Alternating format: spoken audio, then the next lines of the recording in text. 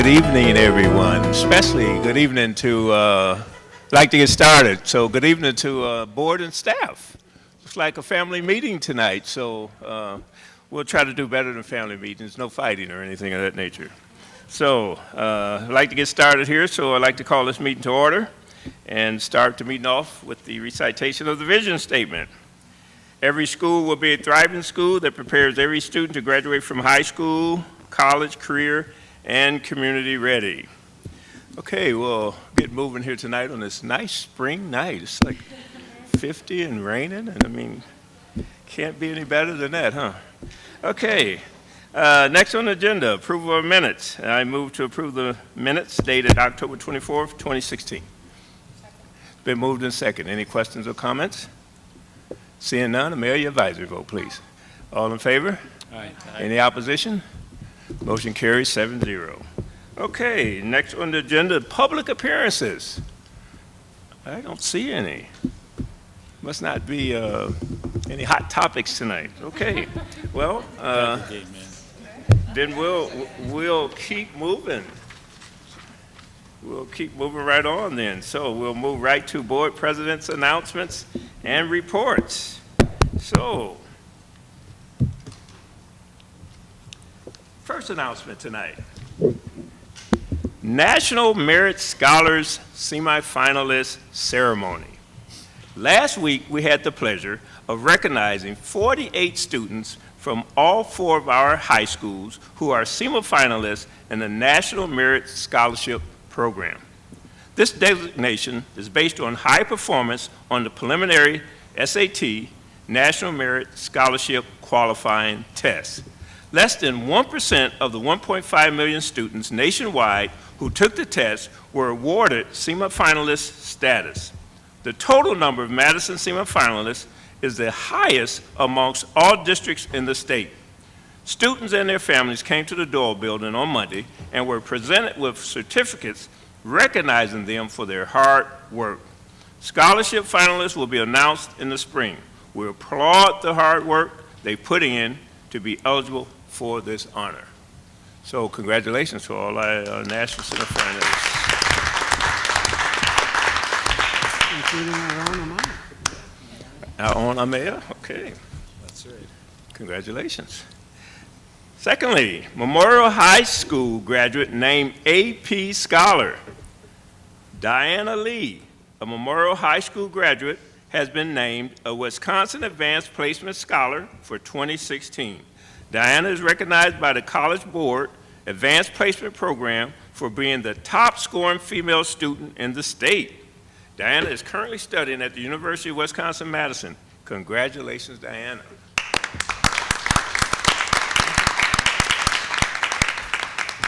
And sadly, I'd like to take a moment to remember a staff member. And finally, we would like to take a moment to remember a staff member who is no longer with us. Candace Wendlandt, who worked as a special education teacher at Kennedy Elementary, passed away earlier this month. Candace was dedicated to her students as a passionate advocate for education. Our thoughts are with her family and friends, as well as with the Kennedy School community during this difficult time. So we just take a couple minutes of silence in memory of Candace.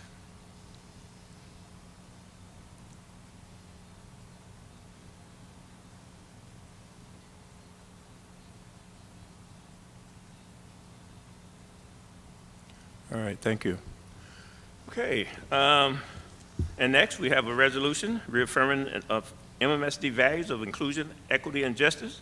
And I'd like to call on Ms. Moffitt to read the resolution. Thank you, Mr. Howard. Whereas the Madison Metropolitan School District and the Board of Education believe in and stand for the values of equity, inclusion, compassion, and respect. Whereas the MMSD recognizes the rights of individuals to live their lives with dignity and condemns discrimination and targeting of anyone because of their faith, race, national origin, immigration status, disability, sexual orientation, and/or gender identity. Whereas the MMSD strives to be a school community in which every student, family member, and employee feels safe, welcome, and valued. Whereas the MMSD will continue to work on improving educational outcomes for all students and closing opportunity gaps in our district. Whereas the MMSD aims to advance the work of racial equity in our schools as it is critical to the success of our community and our nation. Now, therefore, be it resolved that the Board of Education reaffirms the values of equity, inclusion, compassion, and respect in the Madison Metropolitan School District. Be it further resolved that this statement be permanently imprinted in the Board of Education minutes for the meeting of November 28th, 2016. Thank you, Anna. Okay. Do we vote on this? Yeah, we have to, I move. We have to vote So on the moved. resolution? Yes. We never have, but we You can. never did? Oh. Oh, well, I want to make a statement. I mean, if you want to make a statement, Yeah, I yeah, but do. we don't have to vote on the resolution. So Dean, Okay, I Mr. just Loomis. want to say for the record that communities all around the country are gearing up to be proactively stand in front of any attempt to try to remove families, and that this community in Madison and this school district is going to do the same thing. People will be blocking any attempt to remove families from our school district, and I think that that should be said out loud. So I'm glad we're doing this. Any other statements at this time? Okay, seeing none. Thanks again, Anna. Thanks, Dean. Continuing on, next item on the agenda, superintendent's announcements and reports. All right, thank you, James. Andrew Stotts is going to join me up here on the stage.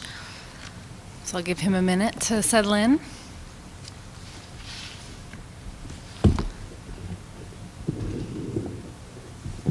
Get in. Oh, all right. Tonight, we're pleased to present our annual report on enrollment. This is a very important report because it's one indicator of the health of our school district. And this year, we're excited to see some positive signs, which we think is the result of some actions we've been taking as a school district. Andrew's here from our research office to help with our presentation. He'll be highlighting 4 enrollment reports, and you can see those up on the screen. We're going to talk about K-12 enrollment and projections, school capacities, internal transfers, and open enrollment. And we'll also be highlighting our latest open enrollment survey results, as well as next steps. We'll be saving our discussion of next steps until the very end of the presentation. At this point, I'll pass it right over to Andrew. All right, thanks, Jen. So we issue the same set of reports every year about this time.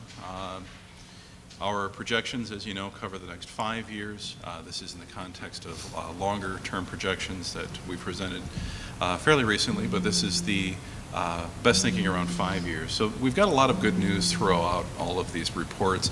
The one for the enrollment projections is that we have remained relatively stable in our enrollment counts.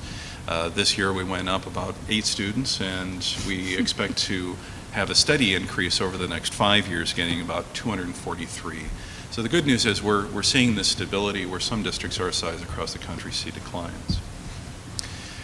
Just wanted to highlight a couple of key method changes just to put them on your radar. We did investigate the impact of DLI, and what we found is that it doesn't have a large impact on the retention of students, but it does influence where they end up with those changes from elementary to middle. So that's something that we took into account, and that's reflected in these numbers, as well as a correction compared to last year's results for grade 11 and 12. We had to adjust the way we looked at that because of credit counts, so that's a technical adjustment for us. Now, I also wanted to put on your radar the difference between enrollment counts and resident counts. So you recently saw budget numbers from Mike Berry's department. Those are based on resident counts, so school-age students that live in the district. The report that you have in front of you is a different slice, so that is enrollment count, which is students who are receiving services for us. So we can see some differences between those two based on participation in state programs like open enrollment. It looks like TJ's got a quick Yeah. clarifying question. Yeah. Is that a major part of the projections around Cherokee? Yes, yeah. Because those ones kind of seem like anomalous based on both past history and Yeah. current enrollments of Lincoln and Yeah. Thoreau and Yeah, it is. Yeah, with DLI being new in those environments, it's hard to build a model that looks back. So we had to use this year of experience, and then we can carry that reality forward. So those projections align in. Yeah, And we'll keep check on it. checking, yes. Yeah, Yep. exactly. Yeah.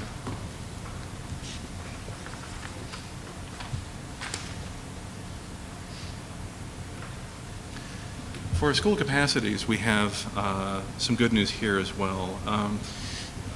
We do have very few of our schools over capacity. Right now, we have only one elementary school that's over 100% and no middle or high schools over 100%. Looking at a lower threshold of 90%, which is where we would ideally be based on best practice, 18 of our elementary schools are over that 90%. 3 middles and one of our 5 high school locations are over that mark, and you'll see those in just a moment. A couple of notes on the changes, excuse me, methodology also. These are not changes in methodology. It's just we get enough questions about methodology. I thought I'd put them on the board for you. So each principal reports room use at the elementary level.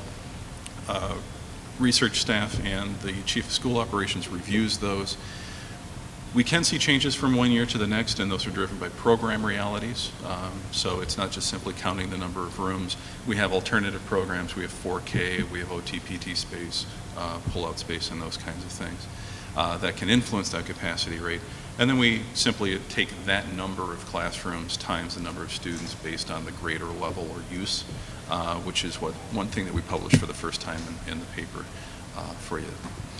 So what we look at then is the schools that are over 90% capacity, and this is all of them at the elementary level. We have only Randall as the school that is over 100%. I do want to point out that a lot of the positive changes from last year are the result of new construction projects that the board approved and that are now in place, as well as changes to the internal transfer policies. So trying to avoid exacerbating the problem of already crowded schools with internal transfers. So that's why we see some of these changes from last year to this year. I'll point out that Randall is going to benefit from the internal transfer management change, but not for some time. You'll remember that Randall's the second in line of a paired school arrangement. So Franklin can see the advantage this time, and that will then roll into Randall at some point as those students age into Randall. Also want to point out anything over 95%, if we were to take a look today at closing schools for internal transfer requests, right now that would be the schools Glendale and above. But we also look when the decision is made in April to post the applications. So this gives you an idea of where we may end up, but it is one that we'll look at later. Taking a quick look then at the secondary. I'm sorry, TJ, did you have a, yeah? I don't know if this is the proper place for it, but it's actually right on the edge of this list, so that's fine. The changes in capacity at Hawthorne, where we did construction projects, and yet we lost 50 spaces. Can you shed me light on? Yeah, I'd have to look specifically at that case. Yeah. I said Hawthorne, I meant Kennedy. Kennedy. My mistake. Yeah. Yeah, I'd have to look at Kennedy in particular. It does speak to a next step. And I saw that. Yeah, and so we'll address it at that time. I don't have any theories, though. I would simply recognize that programmatic decisions, have an impact on that. Stuck in your head, so that's right. No, Because it's nothing one of the yet. ones that jumped out. Yeah, more to come. So- Before you move on, could you go back to Yes. the ones, I want to see the numbers for Alice. Absolutely. Yep. Alice is not on this list because Alice was less than 90%. Alice is in the report, but not in Yeah, this we'll slide. get to Alice in a little bit. So looking at secondary, a handful are in that 90% and up range. Only Hamilton and West right now are 95 or above, none of them over 100, with some projection going up then for Jefferson and for Cherokee, so keeping an eye on those two locations. So for internal transfers then, our highlight here is that we do see some improvements at all levels. So one of the highlights we have here is the maximum percentage, kind of the top range of net transfers has decreased at elementary and middle and at high. And most of our students continue to attend the school you would expect them to based on their address. A few highlights for changes greater than 20. We did have most of our 38 schools at the elementary level and middle saw fewer transfers than 20 net. So these are the ones that we called out. So Glendale, Mendota, Cherokee, and Leopold all saw improvements in their net transfers of 20 students or greater. Hamilton and Emerson saw declines of 20 or greater. And I do call your attention to the note on the bottom that declines in some schools, specifically Hamilton and Emerson in this example, are the result of our changes in internal transfers. So recognizing those buildings are heavily occupied, crowded, then we restricted transfer opportunities into them. And that's why I see some of these changes, but then also improvements on their capacity rates. Andrew, can I ask you about that? Please. It looked like Emerson was losing students. Yes, they're still losing students. So how does restricting internal transfers affect that? It looks like they lost a number more doubled the number of students. Yeah, they they could have lost. had we allowed internal transfers to Emerson this year, the decline, that 22 number could have been a smaller number. So they were still a school, last year, they were a school that net had more students attending other MMSD locations, so 21 at that time. Had we allowed internal transfers, but we did not because of capacity concerns, some of the 43 could have been in the 20 range or 30 range, depending on who had applied. But given the capacity concerns for Emerson, we did not allow applications for internal transfer. Coming in. That's right. We would not allow students to come into Emerson because of crowding. So that implies that if the 43 internal transfers from the Emerson area had stayed at Emerson, it would have been way overcrowded. Yeah, we look at, I mean, Emerson has some capacity. Go back to our capacity concerns. Emerson isn't on this list. Yeah, Emerson is now below 90, so they would be available, if we were to make a decision today, Emerson would be available for open. internal transfers because they'd be less than 95% capacity.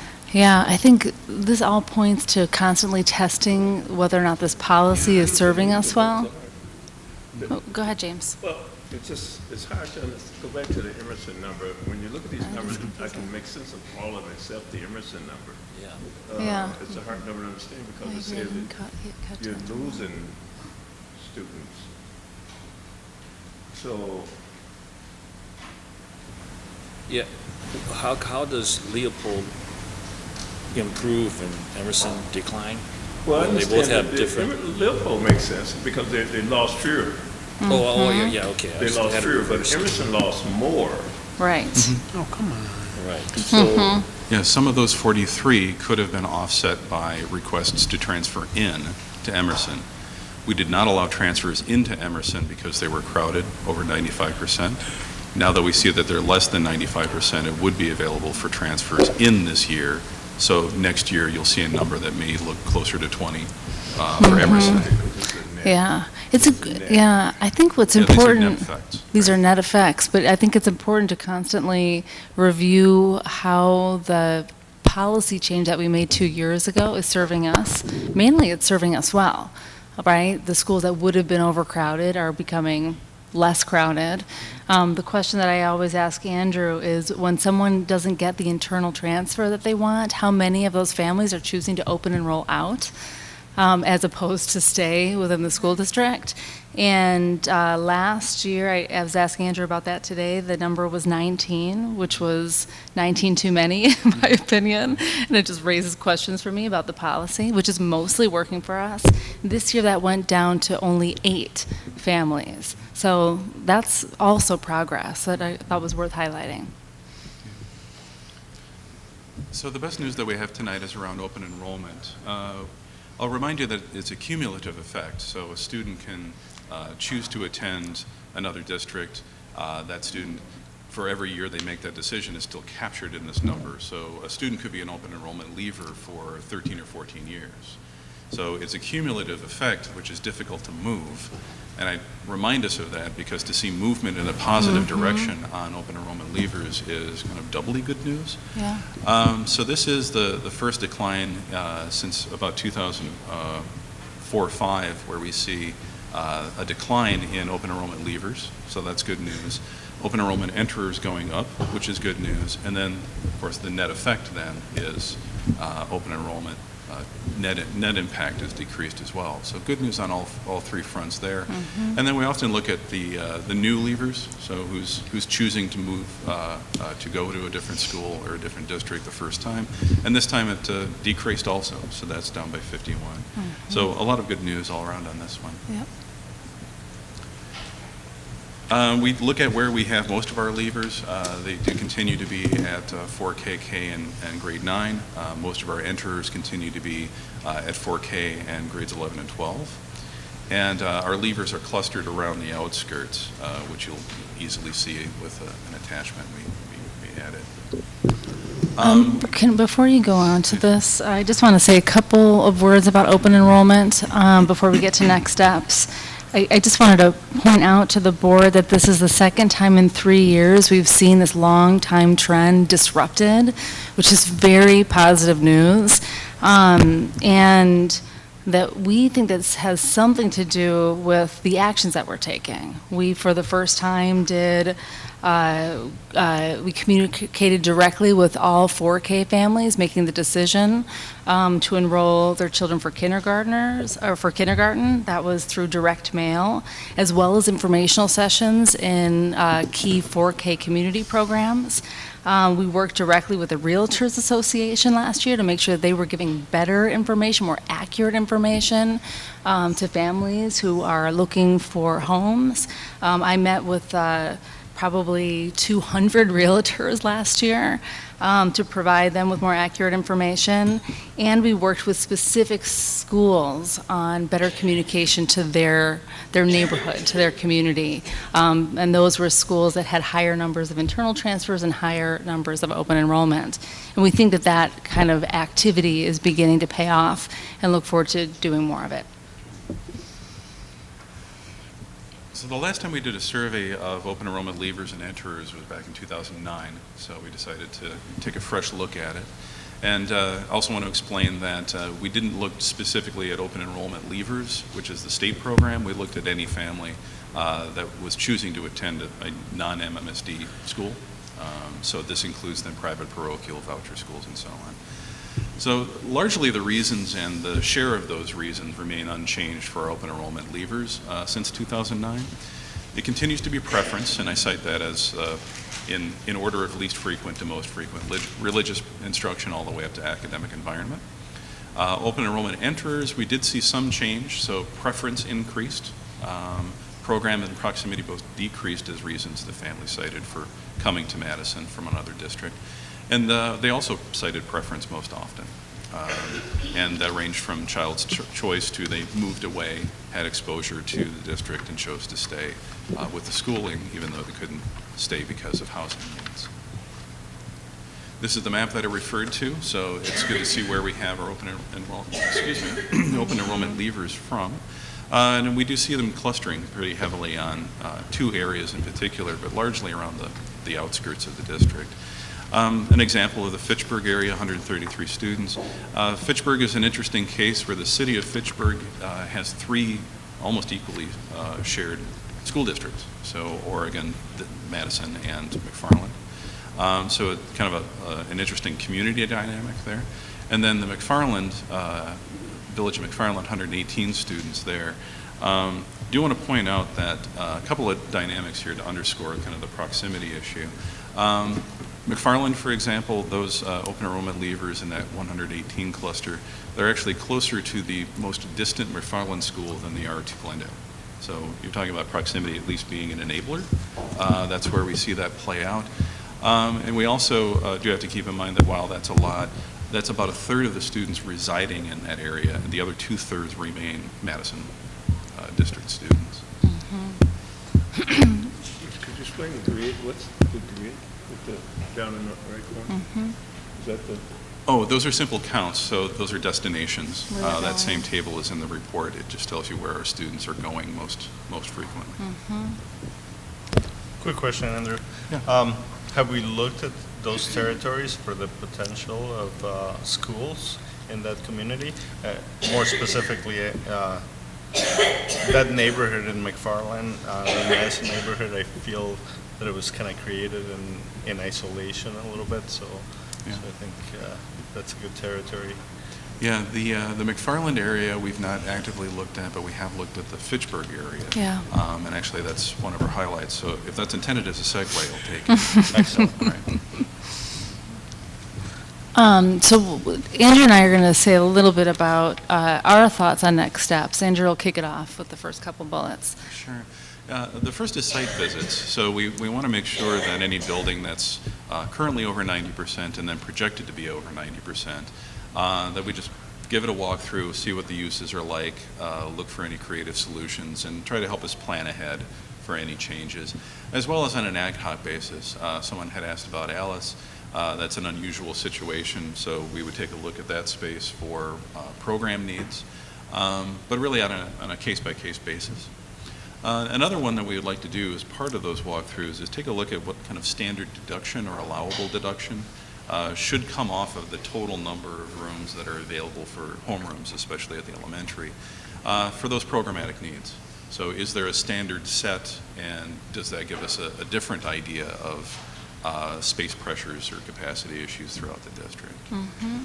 We are going to continue our work on broad communication, which I'd already mentioned, with a particular focus on those grade levels where decisions seem to get made. 4K and K stand out for us, and 9th grade.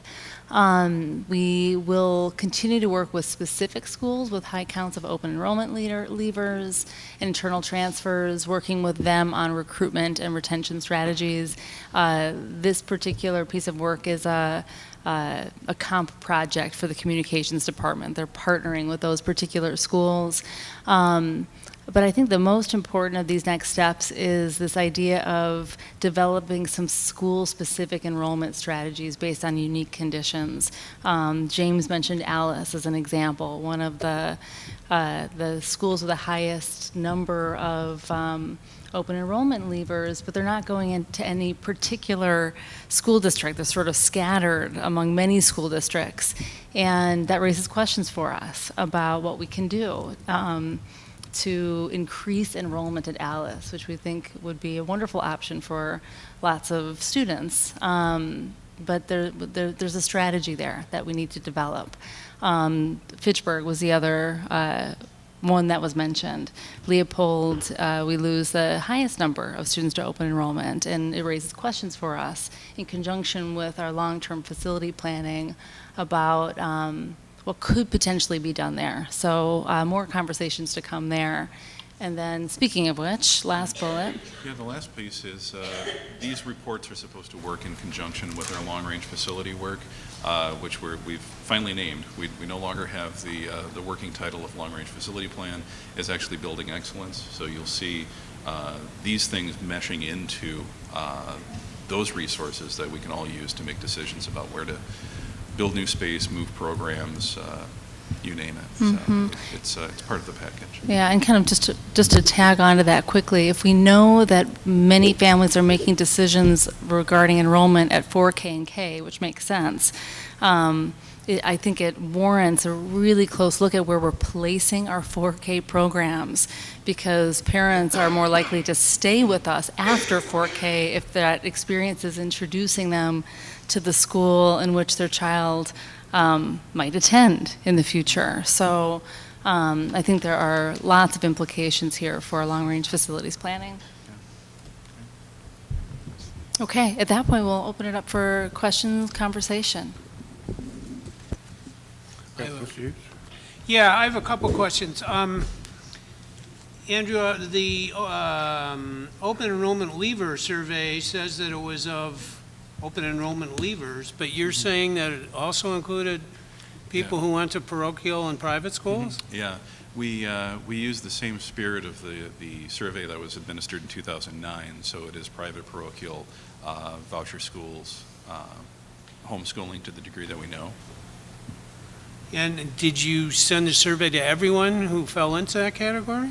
Yes, every family that we knew falling into that category that was still with us, for those families that had chosen to open enroll their student beginning in 2010 to present.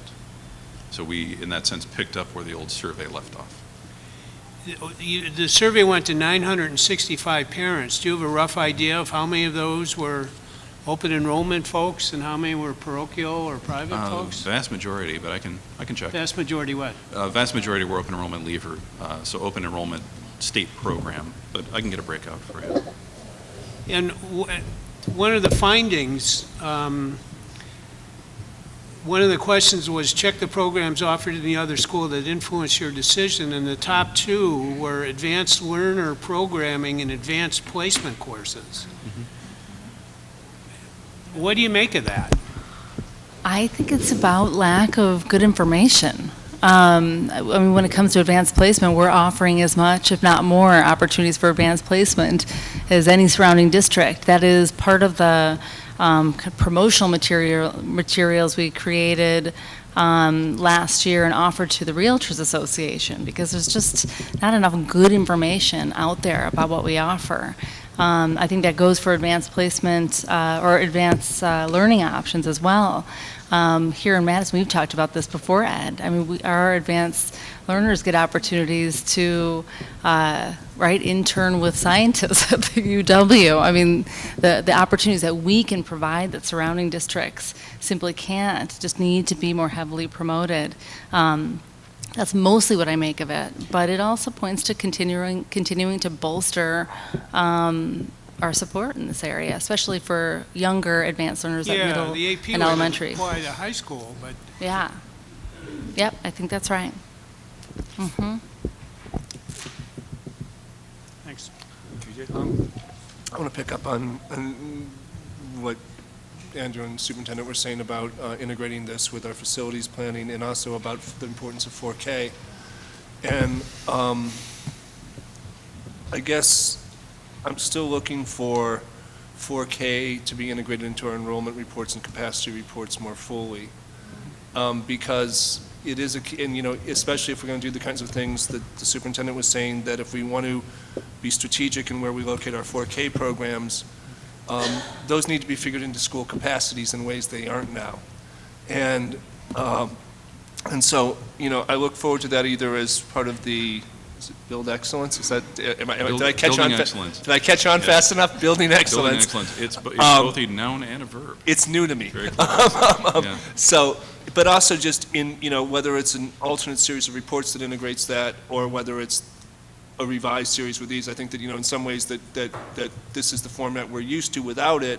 So when we go to year, having these as comparisons is good, but eventually we have to get to a place where 4K is fully integrated into our understandings of our enrollments and our capacities. And and I'm glad to hear we're moving into that. Also, when you talk about bringing these different pieces together, I'd be very, very interested to see reports that combined internal and external and levers and open enrollment transfers, and to see, you can do a little back and forth, and I could probably cut and paste into a spreadsheet myself, but I haven't. So, but I think that there's, are there some schools where people are leaving for other MSD schools, and other schools where people are leaving for other districts? Are the patterns here, are there different patterns about who's leaving at different schools, which kind of brings the other places that with the open enrollment ones, we have some demographic information. We don't have any demographic information on the internal transfers. And, I know that there are concerns that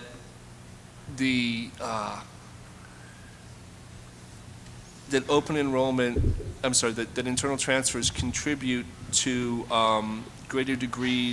lesser degrees of diversity in our schools. That students transfer to schools, from schools where they are in a minority to schools where they're in a majority, or closer to a majority. And I think that those impacts need to be looked at, especially, I think there's, well, I'm not going to name schools with this, but there are, I do think those impacts need to be looked at, and again, integrating its information we have with the open enrollment, but we don't have it with the internal. And in fact, with the open enrollment, we can't get free reduced lunch numbers, but we can with the internal transfers, which is something that would be useful to know. And I guess the last thing is picking up, actually, I'm going to leave it at that. Could you just go back? I guess it's hard for me to understand. So our 4K is not part of capacity? What do we do with our 4K if it's not capacity? 4K is taken into account for capacity. Yeah. Because we have AM and PM sessions, We have what? because we have both AM and PM sessions for 4K, the most direct thing for us to do is take the room offline for the capacity calculations. So say you've got 12 rooms at a school, 2 are 4K, rather than us try to figure out how to deal with an AM versus PM, we simply say, instead of 12 rooms, you got 10. And we base then our capacities off the remaining 10 rooms for the grades, for AGR, for Don, that kind of thing. But that's slightly different from what TJ, I think, is proposing, which is ideally how many sections would we want of 4K at every school? So Or at that least at 4K select becomes part of schools. 4K through 5 enrollment, right? So that becomes a new base. I can completely envision where you want to go, And which is I also different from think kind as of we the way make these decisions, and you look at something where, because a school was under-enrolled, 4K sections were put there. And then I look here and go and see in 2022, this school is going to be over-enrolled, and putting those two together, unless I go and check where there's 4K sections, I don't know that over-enrollment is actually, that going above capacity is actually a product of having 4K sections. I'm not advocating moving 4K sections out, but it's something that, like I said when I was talking about Kennedy, when I looked at Kennedy's capacity drop, the first thing I looked at was, do they have 4K sections? They don't, but it's kind of that extra step. And so I think that's part of it, James. Yeah. And especially when we're doing facilities planning. We got to know our absolute capacities, some kind of, Without a doubt. Without a doubt. Okay. All right, Ms. Moffett. I just had a question in regard to the internal transfer policy. You guys have been talking about how it's been helping with some of the over-enrollment in certain schools. So when we discussed this before, the transfer policy had 2 windows to apply, was that correct? Still does. Does it still? Yeah, absolutely. What are the 2 windows? Because when I went to look at it, it had 1 date. Yeah, well, you were probably looking at round 2. So we had round 1 posted, explained that there was an application period that began in April, and then another one that concluded in August. So after that first round, then we refreshed the data to give the most current information. So what's the first window? The first window does start in April. I'd have to check my notes on the exact date. And then when is the notification? We get notification out in June. Our goal is to get it out as early as possible, but the board policy states by the end of June. So, okay, and For that's, round 1. that's what I thought. I knew there was a change. Now, prior to that, though, round 1 was back in February, I thought, before we changed it. There is also open enrollment. The open enrollment window happens before internal transfer. Okay. But we do not make any open enrollment decisions for students wanting to come in from other districts before we decide internal transfer. Okay. So the windows are a little out of whack, but we make our internal transfer decisions for our own students before considering external applicants from other districts. Okay. Just the concern I have around that is when it's that late in the school year, particularly when students are switching from elementary to middle school, and then also going back for students that might have IEPs. When schools are being notified in June about students coming in and out, it makes it very difficult for families, staff to deal with that transition, because some students might shift staffing at a school by a number of individuals. And the way we correct for it is on going to the third Friday count, but then you're looking at 3 weeks of a really tough time at school. So I just have concerns about that with how late it comes, because does that give our schools and families time? And because of that, then, does that act as a deterrent for families wanting to move? So it's just something to think about. We're actually, we've got a sizable group of us. Dylan's providing counsel. But we have a whole host of transfer opportunities. I count no fewer than 6. So what you're actually talking about are special education transfers, which are separate from internal transfers. So we're working on the timeline and the criteria for all of these different transfer types to make sure that families are getting the best timing and that there's less confusion for them and less confusion among ourselves, specifically which application you should be considering. So, for example, the internal transfer policy is strictly based on school capacity, section capacity that the student needs to go into. We then prioritize based on 3 criteria that you set. None of those have anything to do with special education needs, IEPs, nothing to do with DLI status.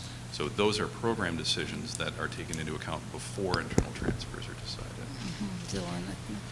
Yeah, because, right, so there is the parent-initiated internal transfer, and then there are IEP team-initiated program changes. We've actually, through the new policy, saw the issue of transitioning students with a disability, and that's actually why we have that June window. That's actually earlier than under the previous policy, with the plan that you can then better plan over the summer for the students who make that first window and get the information.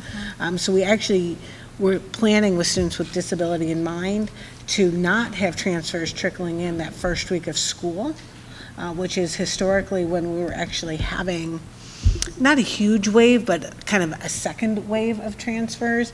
And so it was with that in mind, preparing for students to come, a smooth transition, that we amended the policy in the way we did. Whether it's working with that end in mind to perfection or even I think is up for discussion, but the intent was to make those transitions better, not more complicated. With that first window cutoff being a hard date, being with schools that were open, right? We were letting families apply for schools that they were never going to get into because there was never going to be room in it.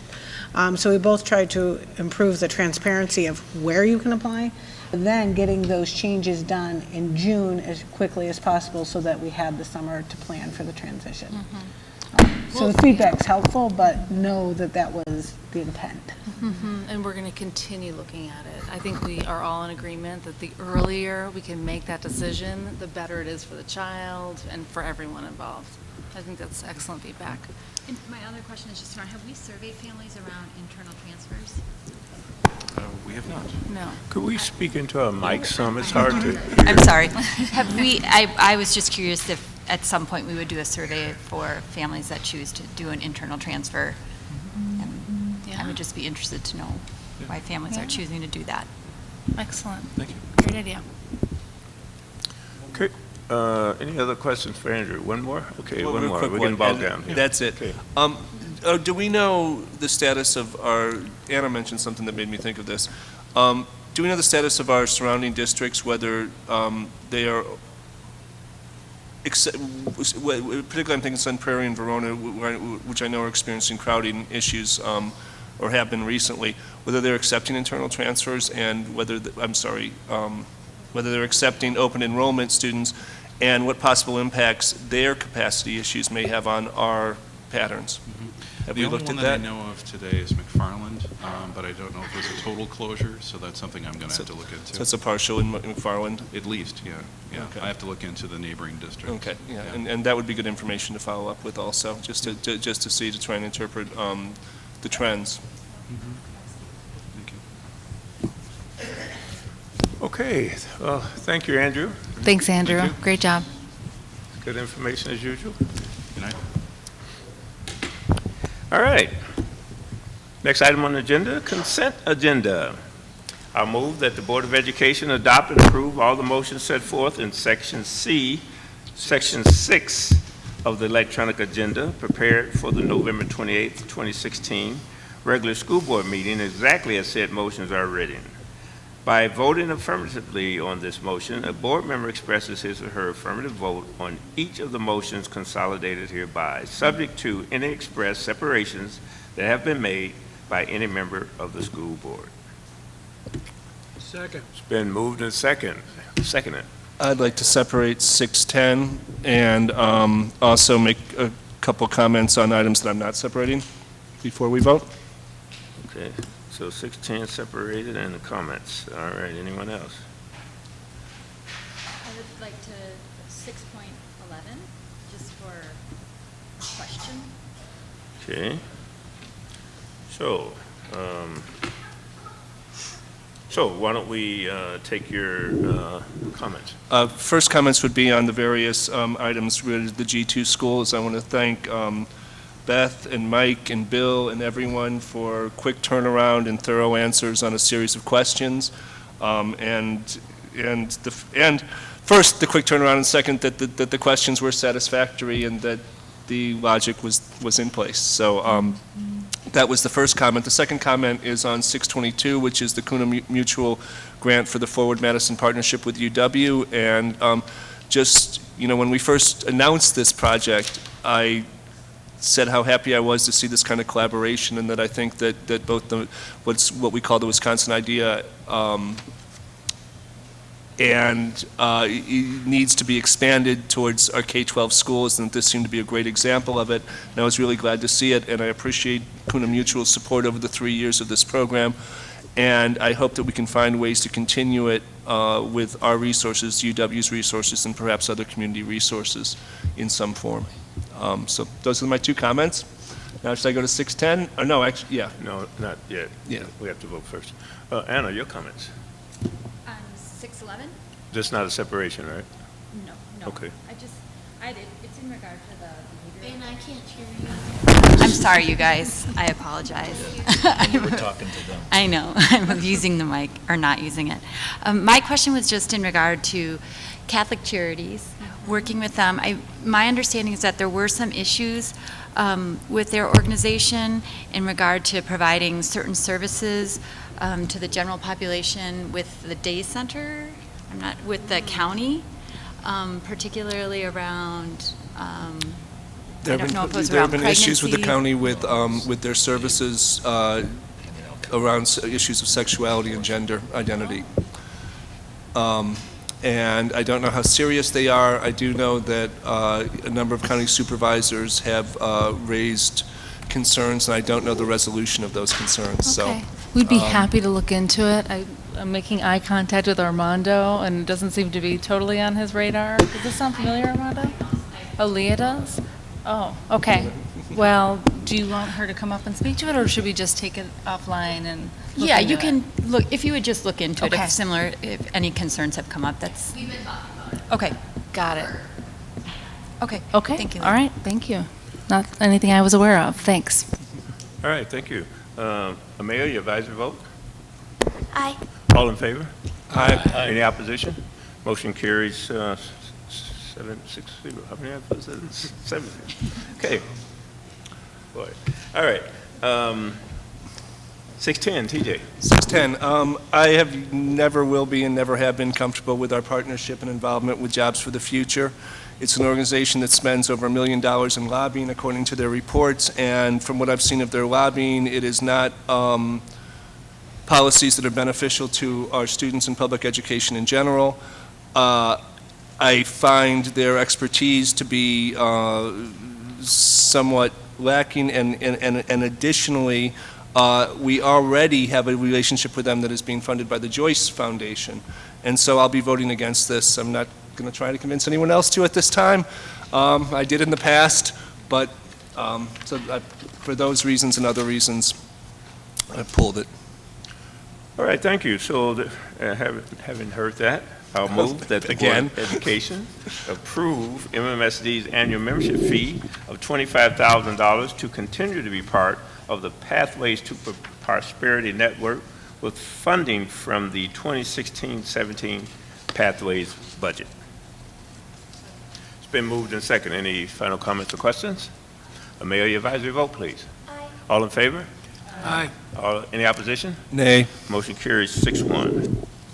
Okay, then that will conclude our section on the consent agenda, and we will move into other items of business as proposed, or reports from action items from our committees. So first committee report tonight will be our instruction work group.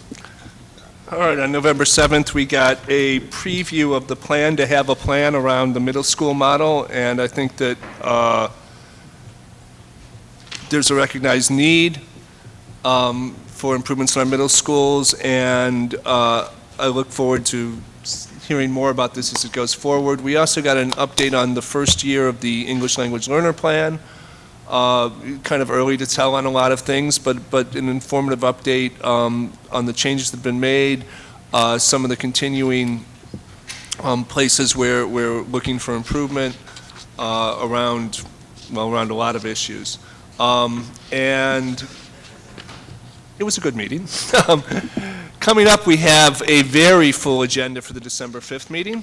The 3 items on the agenda are the update on middle school start times work, and Future student, checking us out.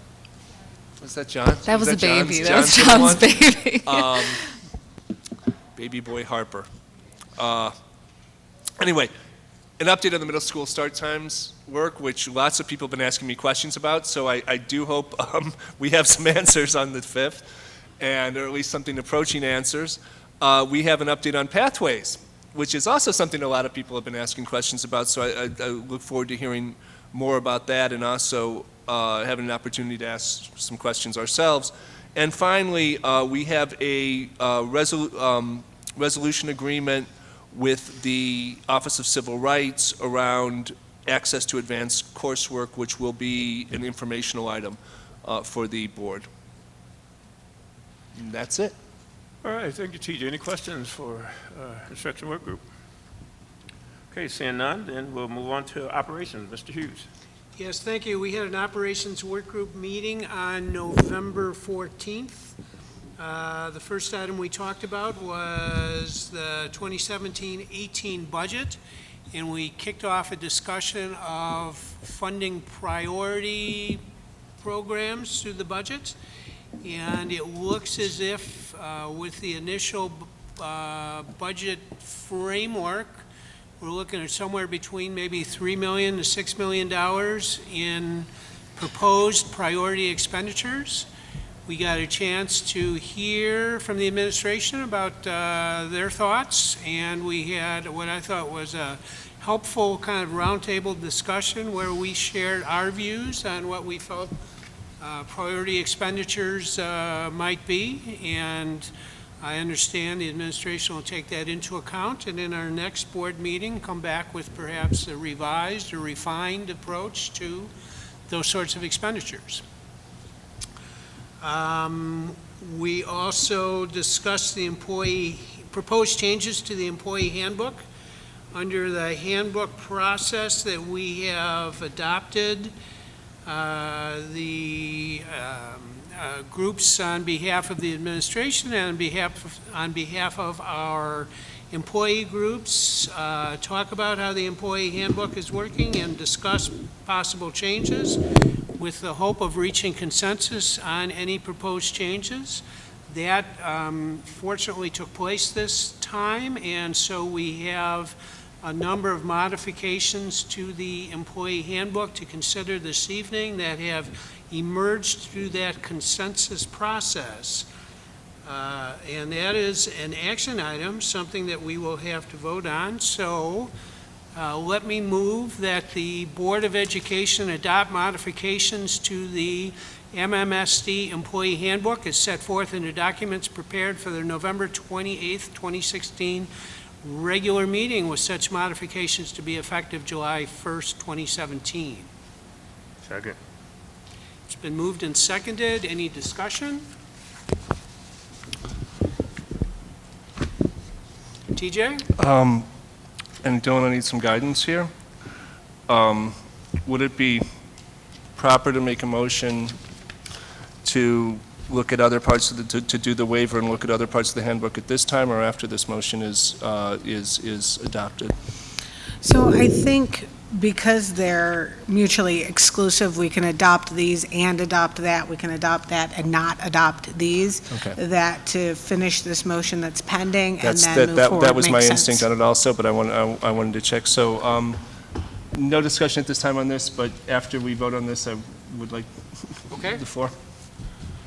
Any other discussion? Amelia, your advisory vote? Aye. All in favor? Aye. Aye. Any opposed? That passes 7-0. TJ? I sent out some things earlier this, I guess on Sunday, not long ago. Since then, I've talked to a few people and rethought some things, and I'd like, and have something that is smaller that I would like to bring forth tonight. And number one is, having talked to representatives of employee groups, though there was mixed feelings about whether it was a good idea as a priority, the things around evaluations which inspired all this did not seem to be a priority with anyone at this time. And so I won't be doing anything around the evaluation, though I do think that as we go forward, it's important to keep the integrity of that process. And that was the purpose of this, to keep this as something that contributed to teacher improvement and was completely excluded from any other kind of process. And I also think the integrity does depend upon early notification that you will be doing it. So, but setting that aside, on the other, as I looked at the evaluation thing, I became aware that more intimately of how the handbook revision process functions. And I saw kind of two things that I wasn't comfortable with, and I thought we should at least consider changing. The two things I saw were, number one was that there is no formal opportunity for the employee groups to place something on the agenda for the review committee. What there is there's an opportunity for they meet with the administration and there's feedback forms, but what is taken from that and what is put before the committee formally according to the language is solely the decision of the administrative members of that committee. And my understanding is that in practice there's been a lot more give and take. And that the practice doesn't reflect that. And I think that our employee groups should have a formal opportunity, a recognized opportunity to place things before the review committee. So that was the one thing. The other was that as far as the Board of Education is concerned, till the very end, this is a black box. And I thought that, thinking back to how collective bargaining used to work and other things, I thought that some kind of check-in with the Board of Education at the start of this, that we're going into this review committee process where we will seek to reach consensus and then we will seek approval from the board for consensus on changes to the handbook. That at the start of that process, that the board should have a chance to provide feedback on the administratives, what the administration's agenda was that they were bringing forward, and also to add to that agenda. And then the third thing is that I think that as I read this and went back and forth with Dylan a little bit, it became clear to me that under this current process, there's an interpretation that says that essentially the review committee and/or the administration decides the scope of the board's authority. Because what I was told was that without a waiver, the board cannot modify, cannot introduce other things. And that's a decision of the scope, and that only those proposals that came through the review process could be voted up or down by the board. And to me, that says that these things we created can tell us what the scope of our authority is. And to me, that just doesn't make sense. So those are the kind of three things I was trying to get at. And I had different languages and different ways around it. The current version, I think, would be best, and I have language here, but let me just kind of spell it out in common language, and then we can go to it, and Dylan can correct me as I go forward. Is number one is simply to recognize an opportunity for employee groups to bring proposed revisions to the table. Number two is to create a step where the administration seeks the advice of the Board of Education prior to bringing proposals to the table. And number three is this language I took from Racine, which says that nothing in this process, I can read it exactly because it's pretty straightforward if I can find it here. Nothing herein will prevent the board or district from acting to fulfill any, the board may accept, reject, or modify recommendations resulting from the process in whole or part, or it may take whatever action it deems appropriate consistent with applicable laws. Nothing herein will prevent the board or district from acting to fulfill any duties, responsibilities, or deadlines imposed by law, including the powers and duties of the administration set forth in Wisconsin Statute 118. And that's the language from Racine. And I think that everyone at the table is in agreement that this collaborative work through the review committee is, it's what we want to be doing. And so I view these as kind of tweaks to it on one hand, and on the other hand, formalizing that I think the reason that we agree to this is because it gives our employee groups a voice, and formalizing that voice through their ability to put forth revisions. So before I make a motion and read language, I'd like to hear what other board members and what the administration has to say about kind of these three changes. Yeah, before you start, I just had a question. With our votes today, we've completed, the work is completed with respect to the handbook changes that will take place, that become effective next July. When would the next round of the process begin? This summer is typically when deliberations begin regarding the next year's handbook. So that would be for the, is that the 18-19 school year? 17-18. Oh. Is it 17-18? I know, right? It's 16-17. So the one you just 17-18. approved is the 17-18 handbook. We're approving 17-18 now. Correct. So it'd be 18-19. It would be 18-19. That would begin this summer. Okay. Okay. Oh. That's right. And so I think that's actually what. Say that again? Oh, yeah. It's part of the process that we deliberate at least once a year with the handbook committee. So it doesn't prevent us from going back and making changes to the 17-18 handbook anytime between now and July 1st when it goes into effect. I think what you're putting out there, TJ, all three of those issues seem absolutely valid, important. The MTI and the employee groups, as you noted, already do seek input from their members. Nothing in our language prevents them from doing so. That's also true of the board, right? Nothing prevents us from gaining your input on the front end, which seems, in hindsight, the right thing to do. And I don't see anything on its face, although I'd have to think about it more on your third point.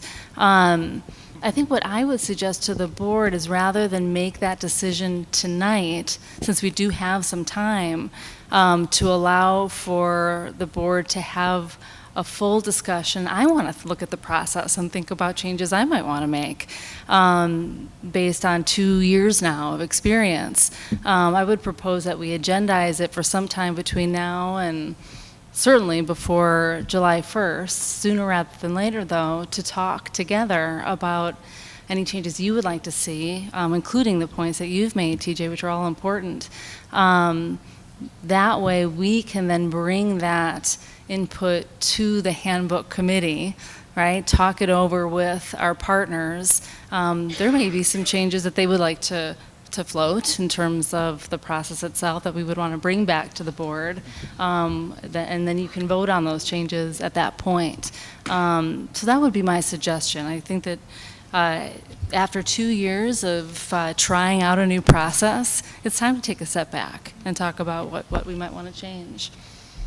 So that's what I have to offer. Mary? I would support Jen's recommendation. I just think that while the points have validity to them, I think that I'd want to hear more discussion and also more investigation as to whether there's other changes or whether there are things that we aren't considering because this is being done without a lot of preparation. So I would prefer to wait since there is no timeliness or urgency to this change in process. Dean? I think as well, because I'm not clear on this Racine language that you got. If it suggests that the board can reject or modify the recommendations, does that mean even the ones that were consensus was reached, or just the ones that not? And I'm not clear about what that means in there, because I don't think we should be in a position where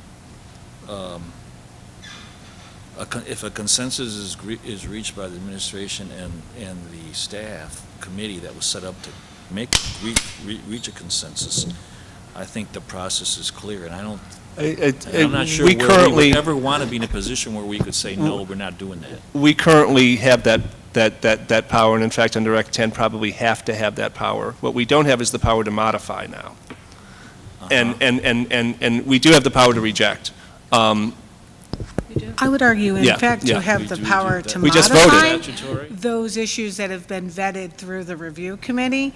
I think the Racine language, it's the It's operative wider. language that may be different than the current understanding is, or it may take whatever action it deems appropriate, right? Because the discussion has been whether sua sponte, outside the review process, at the 11th hour, we would introduce changes not discussed and or vetted. We're not necessarily at the 11th hour. Right, Like I I am said, not I don't think I want to hour resolve that here today. 9.3. Could be hour 2. Right. But without vetting through the review committee. is really the issue. That I'll agree with. This discussion so far suggests to me that I would sure like to have a meeting to talk about Yeah. this stuff. You know, I think that's probably the best approach at this time. Part of the reason I wasn't, well, this came up at the last minute in many ways, and some of these I'm, you know, I think we do need, that would benefit from exploring more, and I certainly the comfort level of other board members and the input of the administration and our employee groups, we would probably benefit from that also. So, but I would like to see it agenda, and I would like to see it, if possible, so that if we do make changes in this process, those changes can be in place for the next round of review committee meetings, and that was my chief concern. That, and you know, and whether and I have to say my concerns are more about the formalizing the role of the employee groups, though I know the practice is such. So, Right. thank you for listening on that. And I look forward to this. And one thing I will do is that, as I said, that my thinking has moved a little bit since the email I sent on Sunday. And so I will try in the next couple of weeks communicate my current position, because that doesn't reflect it. So I will try to do that. Okay. At our meeting, we also talked about the board policies 9000A and 9000B, employee and Board of Education codes of conduct, and policy 1540, which is school board ethics. We had a good discussion. I think it's safe to say no consensus was reached. And I believe that we will be getting some sort of proposal from our council. Yep, in the month of December. Great.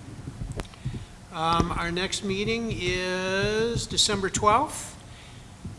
Okay, I'm sorry? I just wanted to chime in before you close out, Ed. Go ahead. No.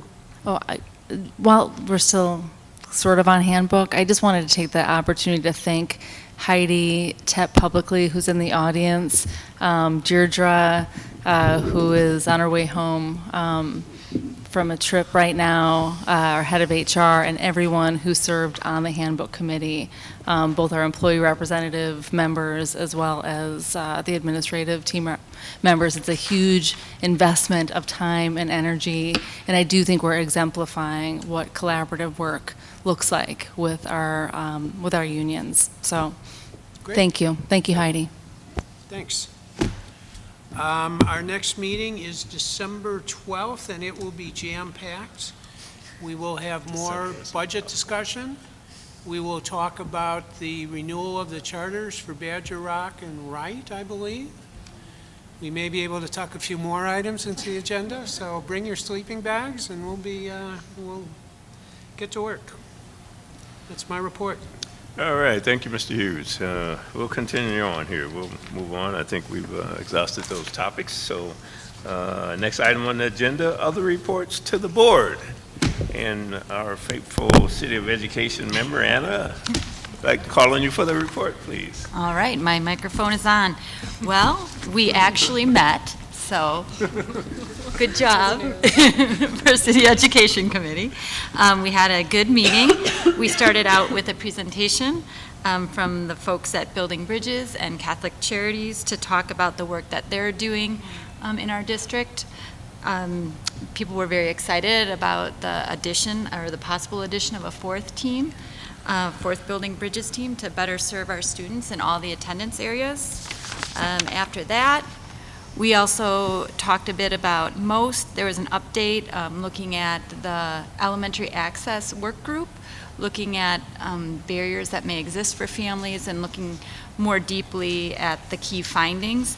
We also spent some time as a group brainstorming ways to attract and retain employees in the MOST programs. There is a challenge around capacity. If we bring in as many families as we want, we have to make sure that we have people working at all the different places. So we had a good discussion around how we could go about attracting more people. We briefly touched base on the educational resource officer discussion. The Common Council gave an update. We all checked in to share where we were at and where we were in the process, and felt like we would come back to that discussion when more information was available. And then we took some time to discuss topics for the remainder of the year. We also decided that there would be several topics that would be recurring, which would be community schools, MOST, and then the ERO discussion. And then other topics that continue to be a high priority are our transportation policy, the distance, and whether that we would be looking at changing that and how the City Education Committee could work together on that. And some other topics were initiatives, City Education Committee initiatives that could provide support for students experiencing homelessness. And those are the ones I could think of off the top of my head. Did you have others, James? No, not off the top of my head. So it was great to get back together with everyone. So I'm hoping we'll get together again this month. And that will be on December 14th. Questions for Anna? Seeing none, thank you, Anna. Thanks for another thorough report. All right, let's keep moving. Student Senate, Mia. So since our last meeting, we had the Superintendent Student Advisory Committee, and it was a really good meeting. This year, we did something a little bit different. Students were invited to participate in the group, so it was just a general email sent out, and then they filled out an application so that we had a diverse student body. And I really do think that the group was really working well together and represents the students within our high schools. So at that meeting, what we talked about was like the implementation of like the academic and career planning, and then the personalized pathways, and how the group wants to continue learning about those, and how they think their recommendations will best benefit the superintendent and her team. And then we just created some working agreements and talked about how we could get more students involved. So that was that meeting, and it was a really good one. Aside from that, we had, I think, 2 other meetings. And we continued our discussion on our initiatives for second quarter. We've chosen to proceed with closely examining personalized pathways and academic and career planning, because based on the discussion we had with the superintendent, that was something students were very interested in. They wanted to help make sure that the delivery of information was really clear among the student body, and that their peers were well versed in how these changes were actually going to take place in the coming years.